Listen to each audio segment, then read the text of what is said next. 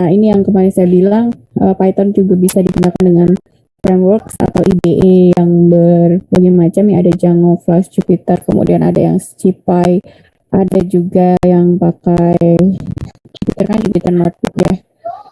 Ada juga pakai Visual Code atau Code Blocks, tinggal ditambahkan Python builder-nya lah istilahnya. Jadi sangat bisa sekali diintegrasikan dengan berbagai IDE ya.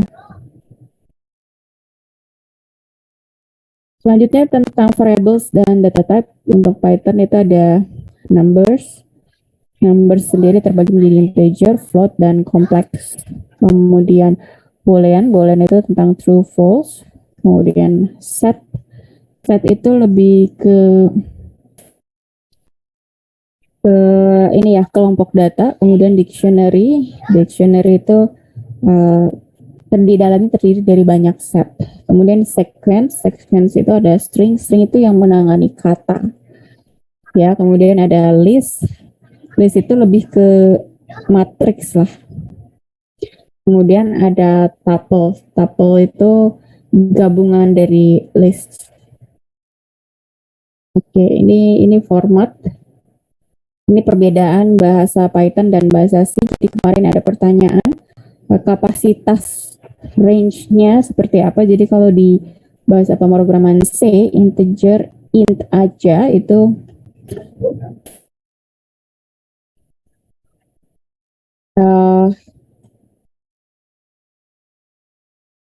integer juga di Python, tapi long integer itu range-nya 2 kali dari integer. Nah, di Python integer juga. Jadi istilahnya sama ya, sama otomatis lah. Jadi otomatis terdefinisi sebagai long integer di Python. Begitu juga dengan desimal. Ya, kalau di Python namanya float, kalau di bahasa pemrograman C namanya double. Oke, ini adalah operasi dasar ya. Jadi operasi dasar di Python itu ada summation, penjumlahan, pengurangan, terus kemudian pembagian. Lihat kalau pembagian garis miringnya 1 ya. Tapi kalau ini kemarin apa? Float quotient. Pembulatan ke bawah. Ya, jadi hasilnya integer tapi tidak pernah dibulatkan ke atas. Jadi kalau 7,7 pun nanti akan return nilainya 7 ya. Diingat lagi perbedaannya. Kemudian persen itu akan mengembalikan nilai atau return sisa pembagian. Kemudian min x itu negatif dari x plus x itu x unchanged. Jadi nantilah ya kita lihat perbedaannya kalau sudah masuk di source code. Kemudian masih banyak juga operasi matematika lainnya. Misalnya kita mau isi 3 pangkat 7 berarti power 3,7 ya. Atau bisa juga ini. Jadi sama. Selanjutnya pemrograman sebagai problem solving itu banyak sebenarnya bagiannya, tapi kurang lebih melakukan analisis terhadap sebuah masalah, kemudian kita membangun algoritma, kita membangun urutan berpikir bagaimana menyelesaikan masalah tersebut, termasuk memecah-mecahnya. Jadi memecah masalah yang besar kita bagi menjadi beberapa bagian dan kita selesaikan per bagian. Jadi intinya tuh seperti memecah memisahkan bagian atau masalah yang besar menjadi small piece gitu ya, small piece, dan kita bisa menyelesaikan setiap bagian yang kecilnya itu gitu. Kemudian setelah algoritma terbentuk, kita membuat flowchart. Dari flowchart itu kita translasikan ke source code. Dan kita running, kita lihat apakah ada error, kita perbaiki, kemudian kita tes. Tidak ada error, tapi nilainya apakah betul? Dan ada proses testing. Kalau misalnya sudah final, maka terus didokumentasikan, misalnya ini versi keberapa, versi 1, versi 2, seperti itu. Ada istilah modular programming, jadi kalau misalnya akan kita selesaikan itu luas, besar, kompleks, itu bisa aja membutuhkan banyak program terpisah. Karena kalau disatukan itu akan beribu-ribu list program dan kalian bisa aja bingung ya kalau misalnya saat tadi yang langkah ini ada yang errornya di mana. Terus yang lebih susah lagi nggak ada error tapi kok hasilnya salah. Wah, kalau puluhan ribu baris dalam satu file itu ya kebayang matengnya ya, ngeceknya errornya di mana atau salahnya di mana. Selanjutnya kalau seperti itu kejadiannya, kita membuat modular, maka kita akan berdasarkan algoritma kita tentu tahu dalam menyelesaikan masalah yang besar itu ada banyak prosedur. Setiap prosedur bisa kita definisikan menjadi satu modul gitu. Kemudian modul selanjutnya, setiap modul terdiri dari program tadi, dan semua modul ini dapat kita panggil melalui program utama. Kalau kalian PTI-nya dengan saya harusnya sudah pernah buat HTML, project HTML. Ya untuk halaman CV depan itu home itu bisalah kita andaikan dengan halaman utama seperti program utama. Dia memanggil modul atau program karena banyak gitu ya, banyak prosedur atau proses. Selanjutnya ada structure programming untuk masalah-masalah simple, sederhana, kecil itu bisa diselesaikan dengan structure programming jadi satu garis lurus. Nah, structure programming ini ada di setiap prosedur ini. Ya.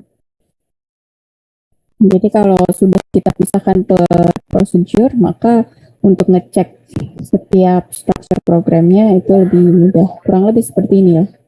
Tapi kalau programnya besar menggunakan structure programming ya tadi bisa pusing juga ya karena setiap langkah kita edit, kita jalankan tes masih salah, kita edit yang ini salah ya, oh ternyata bukan ini ya, jadi seperti itu ya. Jadi kalau misalnya kita pisah-pisah itu lebih istilahnya lebih mudah.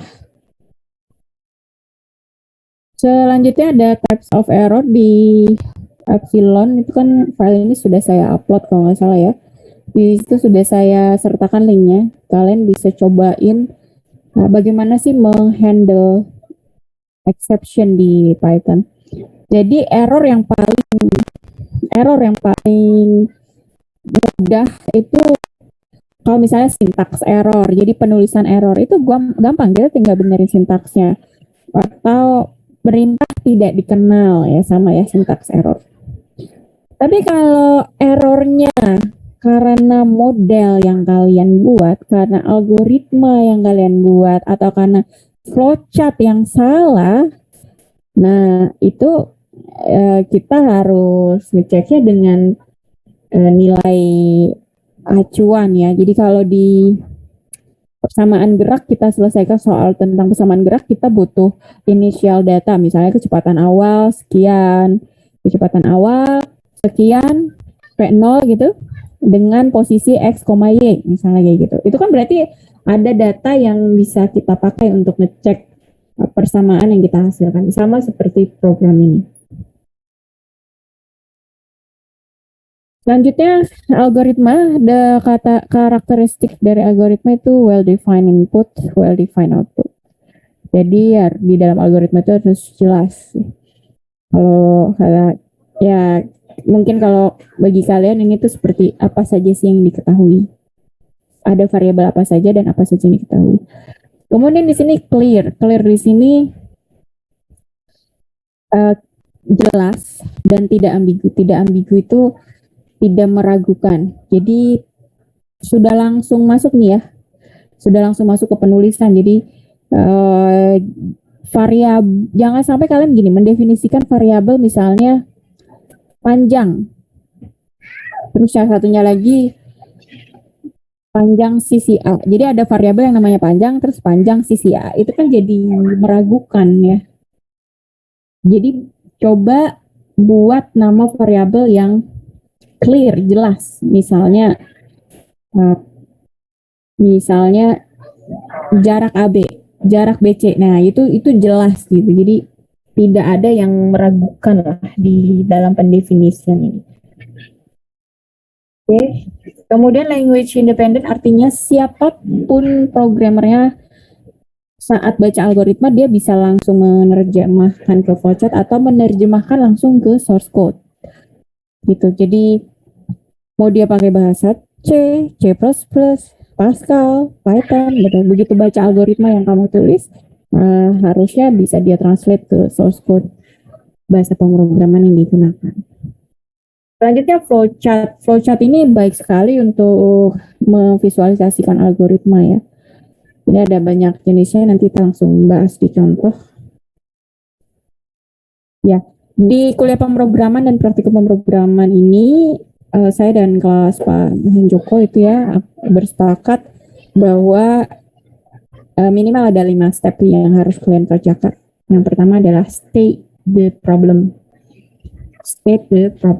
Yang kedua, write the mathematical equation, create the algorithm, draw the flowchart, dan kode.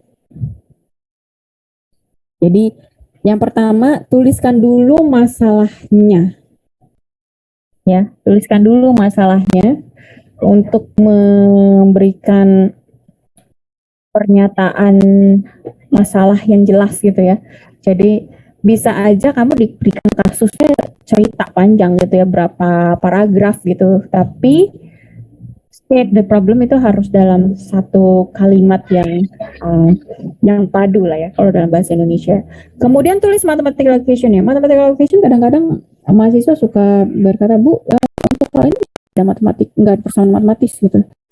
Padahal bisa aja persamaan matematis itu seperti penjumlahan saja atau penjumlahan berulang gitu, atau penambahan bilangan integer, misalnya n sama dengan n plus 1, itu saja sudah membentuk persamaan matematik. Jadi apapun persamaan matematika yang dibutuhkan di dalam menyelesaikan masalah tersebut itu harus dituliskan. Jadi persamaan matematika itu tidak harus persamaan, misalnya di fisika yang kita kenal persamaan gerak gitu ya. Pasti seperti itu bentuknya, apapun dituliskan. Karena bisa aja kalian menyelesaikan soal di luar sains, misalnya tentang finance gitu. Kira-kira apa saja nih persamaan matematik yang dibutuhkan. Nah, itu kan hal-hal atau case yang di luar kebiasaan kalian. Itu tentu kalian nggak familiar gitu. Jadi sekecil apapun atau sesederhana apapun mathematical equation-nya harap dituliskan. Selanjutnya membuat algoritma. Apa sih langkah pertama? Saya bahas bagaimana masukkan gajah ke dalam kulkas. Pokoknya yang pertama buka dulu pintu kulkasnya, Bu. Maka sama seperti membuat algoritma. Apa sih dulu apa yang pertama yang kita harus lakukan? Nah, itu tulis. Kemudian kalau sudah itu harusnya ngapain? Jadi di bagian algoritma inilah utamanya si problem solving tadi. Di bagian algoritma inilah kita memecahkan pekerjaan menjadi beberapa bagian pekerjaan kecil sehingga kita bisa selesaikan partnya itu. Ya.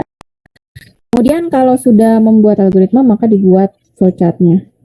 Pada beberapa programmer yang sudah pro gitu, itu kadang flowchart ini hanya berfungsi mengecek beberapa bagian yang penting atau urgent atau yang sulit gitu, yang kira-kira bakal salah. Tapi kalau yang sederhana gitu, algoritma sederhana, biasanya dari algoritma dia langsung masuk ke source code. Jadi dia langsung menuliskan source code. Kita mulai aja contohnya ya. Misalnya ada program menghitung luas persegi panjang. State the problem. Berarti kata bendanya problem statement. Yaitu menghitung luas persegi panjang. Itu problem statementnya. Mathematical equation-nya ini jelas ada mathematical equation-nya, yaitu menghitung luas panjang kali lebar gitu kan. Nah, algoritmanya apa? untuk menghitung luas, kita harus punya nilai panjang dan nilai lebar. Makanya algoritmanya masukkan nilai panjang dan lebar, atau boleh juga nih masukkan nilai panjang. Terus yang kedua, masukkan nilai lebar. Baru masuk lagi ke algoritma berikutnya, hitung luas. Cetak luas, maksudnya tampilkan luas. Jadi kalian bedakan return ya. Return itu si program mengembalikan nilai kepada kita. Itu perlu diperintahkan untuk ditampilkan. Kalau nggak ditampilkan, kalau kemarin kan selalu langsung kasih nilai ya saat kita belajar ngetik di kuliah praktikum. Kenapa? Karena kalian menjalankannya di ideal shell. Tapi nanti untuk selanjutnya itu kalian harus buat file.py sendiri dan di running gitu ya. Nah, saat membuat file di Python editor, gitu, kemudian kita save.py, kalau kita tidak meminta dia untuk mencetak hasil returnnya, maka itu tidak akan muncul, jadi kayak baris kosong aja. Nanti kita coba ya. Oke, setelah itu kita membuat flowchart. Jadi tadi dilihat flowchartnya ada banyak jenisnya, namun ini saya jelaskan beberapa jenis yang paling sering digunakan, terutama yang start dan stop itu sama-sama seperti ini bentuknya ya. Ini untuk mengawali sebuah chart dan untuk mengakhiri. Jadi bagaimana membedakannya ya, namain aja yang oval yang pertama start, oval yang terakhir stop, seperti itu. Kemudian gambarkan tanda panah. Selanjutnya adalah bentuknya jajaran genjang seperti ini. Ini mengindikasikan dia input atau output. Bagaimana membedakannya? Kalau input itu bisa jadi didefinisikan panjang, didefinisikan lebar, atau masukkan panjang atau lebar. Apa sih bedanya? Apa bedanya didefinisikan panjang, lebar, dan apa bedanya masukkan panjang dan lebar? Apa kira-kira bedanya? Kalau di sini kan masukkan panjang, lebar, tapi ada lagi didefinisikan panjang dan lebar. Apa perbedaan dari keduanya? Itu buat deklarasi, Bu. Iya. Deklarasi. Jadi kalau yang ini dia minta inputnya dari siapa? Dari user. Tapi tidak selalu dari user. Kita juga bisa kasih tahu langsung aja, kita state gitu ya, atau tadi dideklarasi, didefinisikan langsung bahwa panjangnya sekian sentimeter, lebar sekian sentimeter. Jadi bisa dua hal itu ya. Selanjutnya tanda panah gitu untuk proses selanjutnya. Persegi nih, kotak panjang ini luas sama dengan panjang kali lebar. Nah, persegi ini menandakan proses ya. Prosesnya dalam hal ini, dalam contoh ini adalah menghitung luas. Rumusnya berdasarkan matematika equation tadi, panjang kali lebar. Selanjutnya, tanda panah selanjutnya cetak luas. Ya, sama kan tadi ya, bentuk flowchartnya jajaran genjang, ini input output. Apa membedakan input sama output ya? Kalau output pasti ada kata-kata cetak atau print out gitu. Selesai? Ya selesai, karena kan tadi apa problemnya? Menghitung luas persegi panjang. Sampai di sini apakah selesai problemnya? Selesai. Makanya habis itu stop. Gitu ya. Ini structure pemrograman. Nah, ini adalah contoh structure pemrograman. Juga dibuat bercabang ya, bercabang misalnya menghitung luas bangun datar. Misal di sini ditanya mau menghitung luas persegi panjang, tidak. Terus ditanya lagi, kalau tidak berarti menghitung luas persegi misalnya. Persegi berarti nanti diminta masukannya hanya panjang sisi. Tapi kalau mau menghitung luas persegi panjang, iya berarti nanti di sininya ditanya prosesnya adalah meminta masukan nilai panjang dan lebar. Karena dari situ kita tahu kalau ya kemana, kalau tidak kemana. Kalau ya berarti diminta berapa variabel, kalau tidak berarti diminta berapa variabel, atau kalau tidak mau menghitung lagi, tidak, oh ya udah keluar. Mau menghitung lagi, ya berarti diminta lagi nilai panjangnya berapa, nilai lebarnya. Jadi mulai dari sekarang kalian kondisikan bagaimana menyusun algoritma itu, kondisikan bagaimana kalian memberitahu atau memerintahkan si komputer. Kalau coba hitung luas persegi panjang, kan kalian langsung hitung ya, panjang kali lebar gini, langsung hasilnya sekian. Tapi untuk memerintahkan komputer tidak bisa seperti itu. Ya. Kemudian selanjutnya ada loop itu berulang. Berulang misalnya kita kalau di matematika itu ada deret ya. Barisan dan deret. Nah, menghitung deret ya, jumlah 5 suku pertama, jumlah 10 suku pertama misalnya kayak gitu. Itu kan berulang terus ditambah-tambahin. Bisa. Kemudian modul atau subprogram tadi sudah dibahas di depan ya. Ini dia akan terdiri dari beberapa program atau prosedur di dalamnya. Oke, sekarang latihannya membuat 5 langkah pemrograman. Tadi baru dicontohkan 4 langkah, saya contohkan dulu.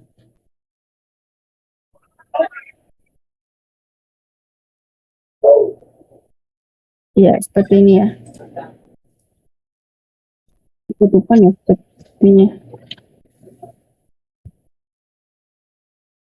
Silahkan download yang di oh nggak apa-apa, 4 langkah aja dulu ya. 4 langkah pemrograman untuk menghitung luas lingkaran dan menentukan bilangan itu ganjil atau genap. Kemarin kan di praktikum kita sudah pernah bahas ya. Kapan kita bilang dia ganjil, kapan kita bilang dia genap. Silahkan gunakan apa kemarin? Operator? Modulus. Ya, operator modulus untuk mengetahui sifat pembagian. Buat 4 langkah pemrogramannya dulu supaya sekalian. Jadi silahkan gunakan flowchart dasar. Flowchart dasar ada di sini, kalau butuh flowchart tambahan ada di sini ya. Saya beri waktu 30 menit ya. 30 menit dari sekarang. Nanti saya end dulu Zoom meetingnya. Habis itu kita baru gabung Zoom meeting. Linknya sama. Ya, linknya sama. Jadi tidak perlu tanya link yang baru. Linknya sama. Oke, 30 menit dari sekarang silahkan siapkan. Saran saya sih ini bisa langsung di PowerPoint ya. Malah kalau di PowerPoint atau di Microsoft Word ada di bagian insert chart ya kayaknya ya, atau insert object ya di Office kalian ini, bentuk-bentuk gambar ini ya. Malah lebih mudah kalau diketik langsung maksudnya untuk share screen ya, dibandingkan tulis tangan. Tapi kalau mau ada yang tulis tangan, silakan foto kemudian tampilkan di share screen nanti. Oke, saya tunggu 30 menit dari sekarang. Recording stopped. Zoom meetingnya saya end dulu ya supaya kalian lebih hemat kuotanya. Kita balik lagi 11.20 ya.